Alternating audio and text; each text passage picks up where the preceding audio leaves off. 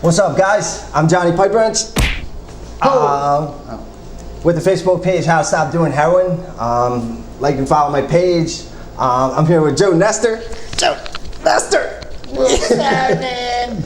Yeah, man. So I asked Joe to come do an interview with me, touch base on his sobriety. You know, he's a musician, an awesome musician. He's got a new album coming out called The Awakening. It's coming out in just a few days, man. So, you know, a lot of big things are happening. And yeah, so I asked him to come do an interview. So we're gonna get into it. So Get down to the nitty gritty. yeah. So Joe, how did you first get into like doing heroin?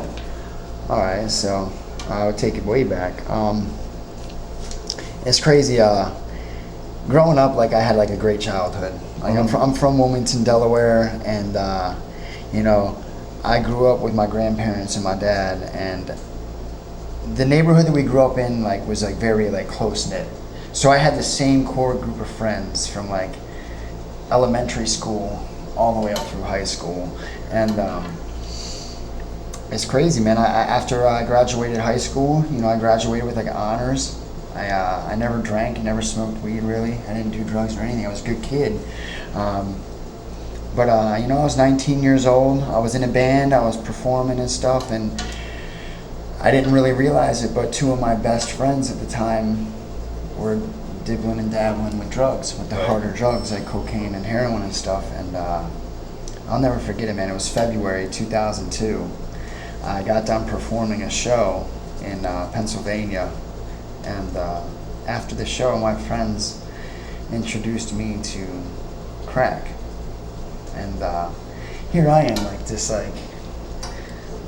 honest, good little kid. Like I didn't like. I never even seen this stuff before. I didn't even know that like it even existed in my world, you know? And here's my best friends that I grew up with, you know, and they're like the people that I've always like, we always hung out, we did everything together, you know, from an early age all the way up through high school, and you know, these are my best friends, you know, but I'm picturing crack, and I'm picturing crackheads, and this is, I don't mean to say that, crackheads is labeling, but I just picture that people that are on that drug, like homeless people, missing their teeth, pushing shopping carts, stealing, doing this. But these are my best friends, Right. You know, they got the house, they got the girl, they got the car, they got the job, and I'm like, I remember like contemplating with myself, like, is it really that bad, or is it just something they tell you not to do in high school, because they don't want you to have any fun? And I just remember my friend telling me like, hey man, if you don't like it, you don't have to try it again. So I did it, and I tried it, and I just remember like the minute there was like chemicals, the minute it entered my body, it took over. Like something happened inside of me, it flipped a switch, and all I wanted was more. I remember looking over to my friend, grabbing him, and like just saying like, I'm addicted. After my first hit, like it was pretty extreme. And I remember going to Tap Mac for $500 that night, and then like every night after that, and it just like eventually lost my job. And same friends that introduced me to crack were like, Joe, like I think you're like taking this to like a whole nother level. You're getting a little overboard, so here, try this. This might calm you down a little bit. And it was heroin. Right. And it was only like 3 months later. And man, I remember that first bag of heroin. Like I remember feeling like that first hit of crack, but heroin, like it was like everything that I was missing out on in life. Like that's how it made me feel. Like I felt like just cloud nine, man. So euphoric and I completely forgot about cocaine and crack and all that. I just wanted heroin all day, every day. And mind you, like I was sheltered for most of my life, so I didn't know like the effects of heroin. I didn't know you get dope sick. I didn't know any of that. I just wanted it, and I wanted more. And I continued to do that. And then I remember one day I didn't have it, and I was so sick, and I couldn't figure out what was wrong with me. I'm telling my grandmother, I think I need to go to the hospital. I think I got a stomach virus. And my buddy was like, have you had heroin today? And I was like, no. He's like, you're dope sick. And I was just like, that was like something inside me, like, man, I messed up, you know? Like, damn, what did I do? But still, I continued to do it. I ended up getting heroin, and sure enough, I wasn't sick anymore. And but yeah, that's how I first got into heroin. Right, and then that led you down your path of addiction and all. Oh my God, yeah, path of destruction. Right. Yeah. So, was there like a time where you really wanted to get sober and you couldn't? You know, I think early on, like when I was like early in my addiction, like I kind of knew what I was doing was wrong, you know, but I just liked the feeling and the effects produced by heroin so much that I wasn't too much worried about the consequences. You know, I was still young and I was having fun. Yeah. And I literally, like, as opposed to like, you know, like I said, I come from a close-knit family, and I didn't want to hurt them, and I didn't want to steal from them because it went against my morals. So I literally chose to be homeless, and I ran away from home, and I lived on the streets, and I told myself it was only going to be for a summer. You know, here I am, I'm 19 years old, it's summertime, it's not that cold out. I'm like, okay, I'm gonna run for the summer, I'm gonna experiment, like, just have my little wild phase, and then come fall time, I'll enroll into college, I'll get my stuff together, and that'll be it, you know. That summer turned into 10 years. I was homeless for 10 years. And I remember that first winter, homeless on the streets, you know, learning how to adapt to that lifestyle, you know, learning how to, like, you know, gather all the blankets that I could, you know, from like Goodwill or from this place or that place, getting all the cardboard boxes that I would use for mats to sleep under the bridge of 95 in Wilmington, Delaware, and, you know, finding ways to, like, just stay warm and stay dry, you know. But that first winter was brutal.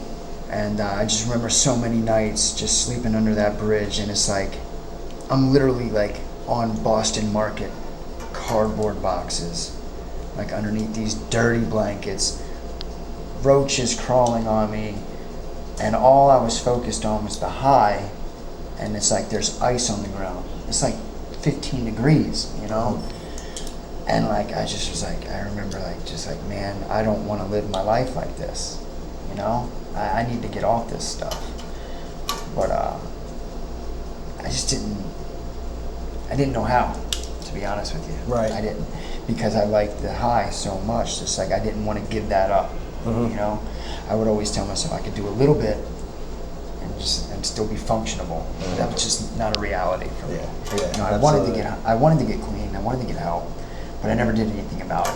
Right. Pretty much. Yeah. So what's like the difference between the first time you were introduced to a recovery platform opposed to the last time? The difference? First time I was ever introduced to it was, I think it was like around 2003, like a year later. It was real cold one night. I didn't think I was gonna make it. Like, it was too cold, and I thought I would like die if I stayed on the street. So I walked to my mom's house.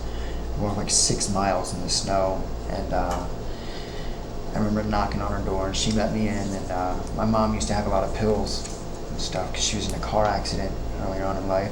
So she used to have all the like oxys and all the different pills. And I remember taking all her pills that night on top of heroin, and I remember overdosing. And I woke up in the hospital, and my family was surrounded by me, and they were like, "We're getting you help," you know?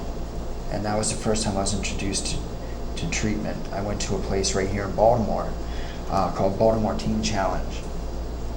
And it's messed up, you know, because like I honestly, I was scared to death. You know, I literally almost died. But they put me into this treatment. It's a faith-based program. But they put it in a place, it was like literally like on the drug block. It was on the drug block, and they put me in a damn fucking room, the only room in the house that had a window to the fire escape. And like, I honestly, like, I wanted to get help. I did. I wanted to like better my life, but the whole time, my whole first 3 days in there, everybody in the fucking rehab was going in and out of my room, out the window, and getting drugs and coming back and getting high. So it made it hard for me to, I can imagine. So like, the next day, I fucking, a huge snowstorm came in, and there was like a whole bunch of snow, and they sent everybody out to shovel out cars on the street. Now, mind you, everybody's paying us like $40, $50 a watt, but the people that are in the treatment center don't know that.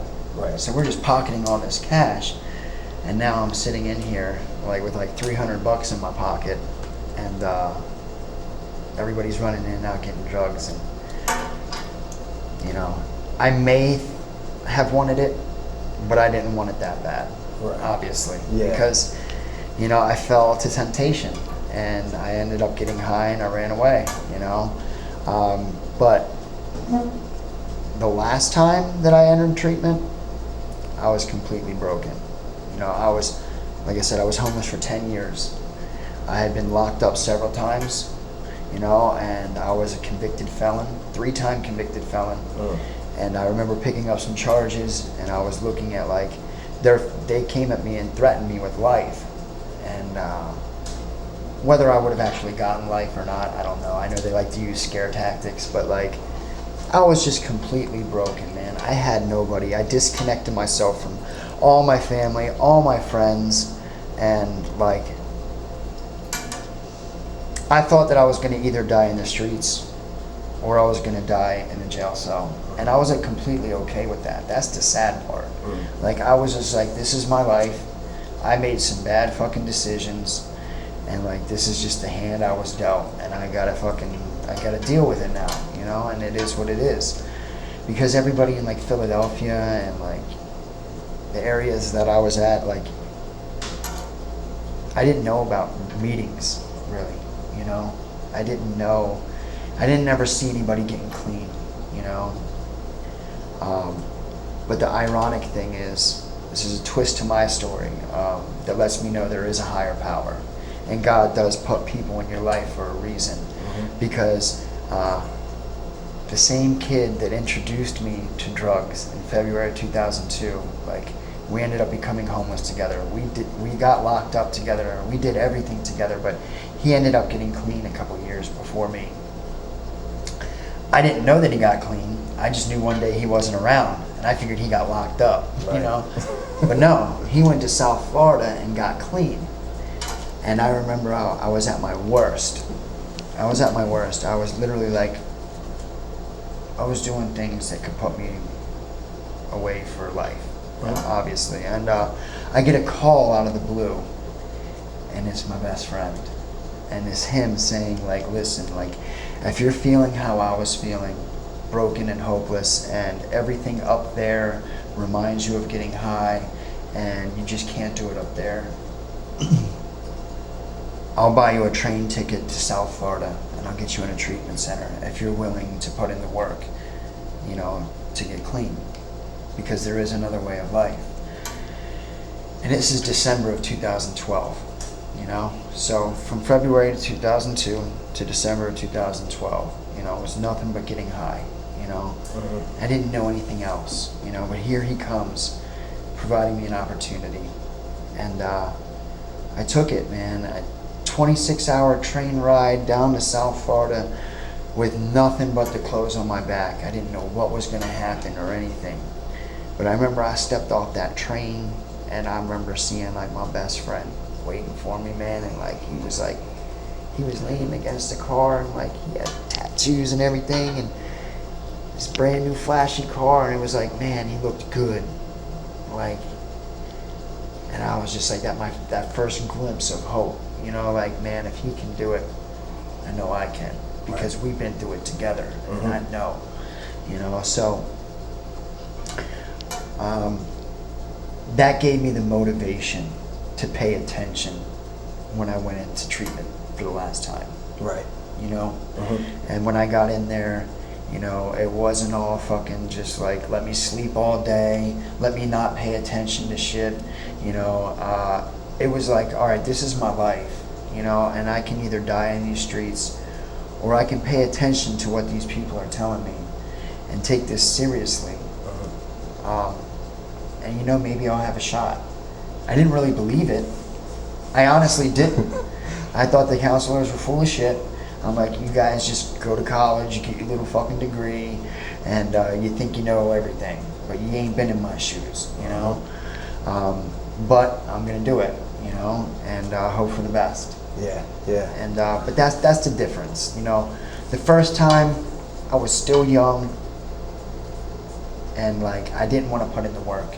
I still thought that like I could dibble and dabble and have a successful life, you know. I still thought that I had years in me where I could have fun, getting high.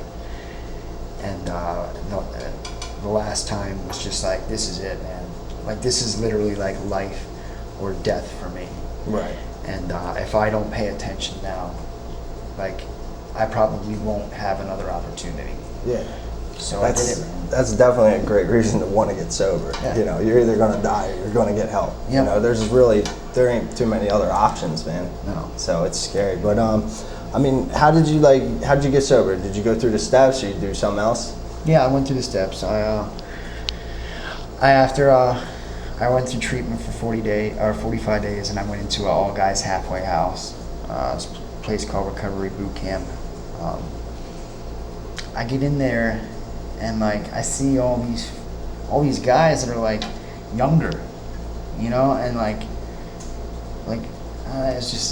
it's hard to explain. Like, as soon as I walked through the gates of this place, I felt like a sense of camaraderie, and I immediately felt at home. You know, here's these people that have been through what I've been through, and we're all generally the same age. We have a sense of camaraderie, a lot in common, but these people seem genuinely happy, you know, and they're living life like clean, without drugs, and I still couldn't wrap my mind around that. I literally couldn't. I'm like, how the hell are you guys having fun without heroin? Because that's just like not possible. Right. That's what I thought, you know? Yeah. But like, they're like, no, man. Like we go to meetings, we go to AA. You know, some of them went to NA, some of them went to CA. Whatever works for you. Like, they had a 12-step program, you know, that they were going to, and they had a sponsor, and they were working steps, and like their life was continuously getting better. So like it inspired me to want to do so. So that first week, man, I was hitting meetings up. I went and I got a sponsor and started working the steps, you know? And I didn't believe them at all. Right. I was like, this is the most pointless shit I've ever fucking seen in my life. Yeah. I was like, there ain't no way this blue book, some words in a book is gonna save me from my hopeless state of mind and body. There ain't no way some steps on a fucking wall is gonna save me from these streets. Yeah. You know, because the whole time I'm in here, that devil's out there doing push-ups, and he's waiting for me, and I can't wait to get back. I'm gonna do this. I'm gonna do little step work, and I'm gonna do this, and in 6 months, when it's warmer up in Philadelphia, I'm gonna go back up there, and I'm gonna show you guys that this shit don't work. But I did it, and I did the steps regardless of what I thought, you know, because I was still sick, you know. We all are. We all have those moments of doubt. You know, we think we're too far gone, but you gotta push through those moments, you know. And I remember I was telling myself for the longest time, 6 months. After 6 months, I'm back. I'm going back to Philadelphia. I'm going back to Delaware.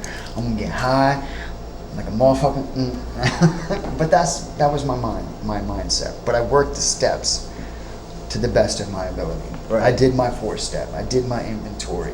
I did all that stuff. It's like, the best way I can explain it is like I was sick, right?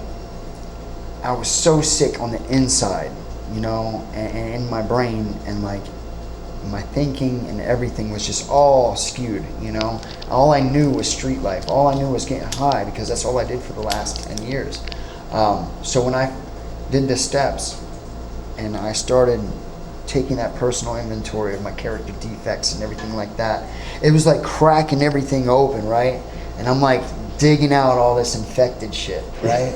And like, it's cool because like how I was brought up, like if you're gonna do something, you do it to the best of your ability, and you give it your best shot because you don't want to look back wondering what if, you know.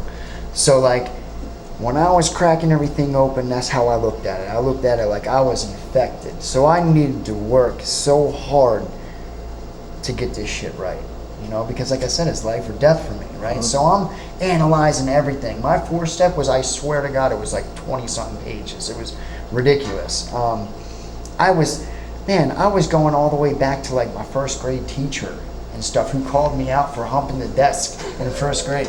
Like I had resentments all the way back then, bro. Yeah, right. But I mean, that's how far I dug in, you know, because I didn't want to have any infection left in me when I sewed that back up, because I know it's like sewing dirt back up. If you don't get everything out, it's going to eventually crop up. It's going to get infected and you're going to fuck up again. Yeah. So like I did everything, man, and like, man, all I can say is like, by the time 6 months came, I remember like, I think that's like when the spiritual awakening hit me, you know, like I remember I had this job, I had a cool job, I was driving a forklift, you know, I had a roof over my head, I had food in the refrigerator, and I was learning how to live again, you know, and I just looked around and I was like, man, on my lunch break, and I'm like, damn, these motherfuckers were right. These steps worked. And I was like, damn, I can't do heroin no more. I mean, but that's like, it was a relief. Yeah. You know? It's like, I don't have to run no more. I don't have to look over my shoulder. You know?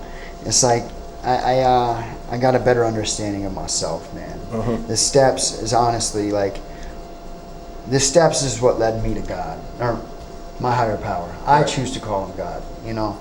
And he's what saved my life, man. You know, it's like, and it's very ironic that the same best friend that I grew up with that introduced me to heroin is the same one that got me scholarship into treatment. And now, that same halfway house that I went to, I'm sponsored by them now. You know, so it's like full circle. Right. And my best friend is one of the head guys that works at that treatment, at that place. Right. And like, he has 6 years clean, I have 5 years clean. You know, he has life beyond his wildest dreams. I'm traveling the country doing music, doing what I love, and it's like, it's amazing, like how I said earlier, like when God puts somebody in your life and like you get to watch his plan for you like literally unfold in front of your eyes, and it's like, that's pretty cool, man. That leads me, like, that's like coming right into my next question, is like, what is it about like the spiritual aspect of thing that like facilitates and sustains your sobriety? I mean, it's hard to explain. Like, you know, growing up for me, I was raised Roman Catholic, Right. and like, I'll be honest, that was not fun. It Yeah. sucked. We got a lot I in common. grew up like almost like God-fearing, Yeah. you know? But when I got into the steps and I got into the program and I had that spiritual awakening, I learned it's really not about religion. It's not about any of that stuff. Religion's man-made, you know? And that's like destruction. That's war. That's everything, right? The spiritual awakening I had was like God-loving. Like, everything's about love. Everything's about helping one another. You know, and it's like, I wake up, it's like, it became a habit for me. You know, they taught me to hit my knees and pray every morning, pray every night. And I didn't know what I was praying to in the beginning, but I was building good habits, you know. And, you know, it's like I wake up and I pray to be of maximum service, maximum inspiration. You know, guide me in my words, my actions, my thoughts, my decisions. And it's like, help me be more loving and compassionate to everybody. It's not about religion. It's definitely spiritual for me. And, you know, honestly, that's what carries me through.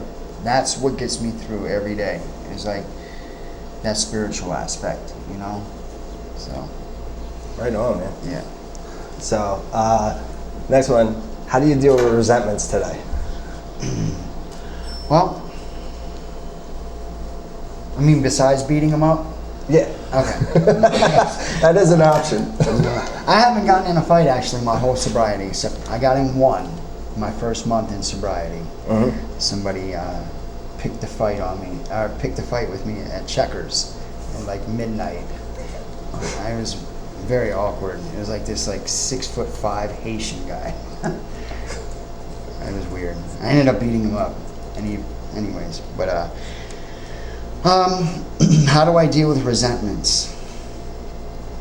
It's always, I call my support. I call my sober supports, and I work through it. I pray, I meditate, and I try to be as forgiving as I can, And that's just it leads into the same principles and personalities that they teach you when you go through the steps, At the end of the day, you take a daily inventory of yourself, where was I wrong in that situation? What could I have done to cause that? Where is my part in this? Yes. Yes. That's it. Yeah. Every time I have a resentment, I have to analyze myself. Where is my part in this? Yes, definitely. And that's honestly what helps me work through it the most. And it helps me to be able to forgive.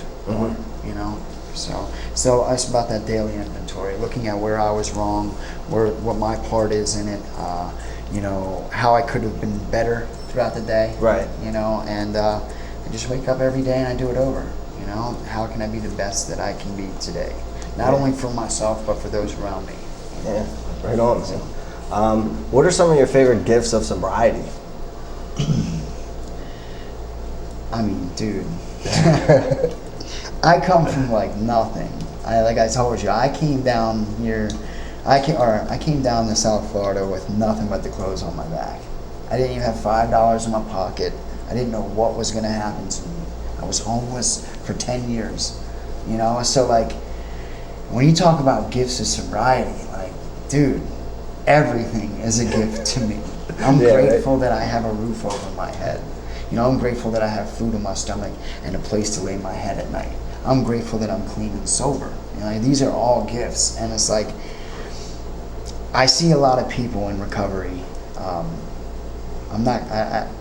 I don't ever talk bad on anybody, but I witness a lot of things happen. I always see things I see people gain these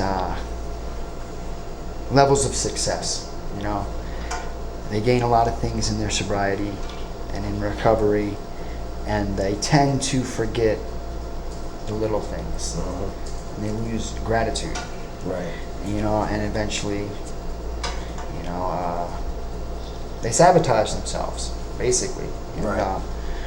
So for me, I look at everything as a gift. I look at just the fact that I woke up today as a gift. I'm clean, I'm sober. It's a gift. And the greatest gift that I treasure the most is the fact that I'm doing what I love. I'm sharing my story and my experiences through music. And honestly, the music that I write and the music that I put out is for me. Music is my therapy. This is how I deal with my emotions. This is how I deal with my resentments. This is how I deal with a lot that I have going on with me. And it helps me. But the fact that when I put it out there and it inspires thousands or millions of people all over the world, I get messages from Singapore. I don't even understand. I don't even know how they understand me. You know. But music is like an international language, man. You feel it, and the fact that I can travel the country, do what I love, just by sharing my story and my trials and tribulations, and the fact that it's helping so many people better their lives and prevent them from going down the road that I went down, or it's giving that grieving mother comfort. Right. Yeah. And I have so many people whose sons and daughters are lost out in those streets, but they listen to my music, and it gives them comfort. And they message me, and I always message back every single person. No matter how many thousands it is, because I know what it's like to feel alone, you know, and I don't ever want anybody to feel like that. And I think that's the greatest gift that recovery has given me. You know, the ability to write this music, share my story with the world, and travel to do what I love, and the fact that it's helping so many along the way. Right. Just by being myself. I'm not really promoting anything. I'm not. They say it's attraction rather than promotion, you know. And it's just like I'm just a normal guy. I'm sharing my story through music, and it's inspiring so many people. That's my greatest gift of recovery. That's awesome. Yeah, man. Did you ever think like you'd be here, like while you were in addiction? Absolutely not. I told you, I thought I was gonna die. I thought I was gonna die with like a needle in my arm, or I was gonna die in a cell, 6x8 cell. You know, I went down to South Florida and I seen my best friend clean, and I just thought like maybe I could be clean, you know, and like that would have been enough for me. You know, I would have been as happy as all can be, you know, just to be able to achieve and abstain, you know, permanent sobriety, you know. But the fact like that I just keep doing the things that they taught me in the beginning, it's like my higher power continues to bless me, and like these gifts just keep coming. Every time I think it can't get any better, it just gets better and it gets better, and like that's you know, if anything that I can tell you like through my experiences, like you're gonna want to give up, you're gonna want to like go back, I mean that's just like we're all sick, you know, when we come in and we're broken, we're hopeless, and like heroin is like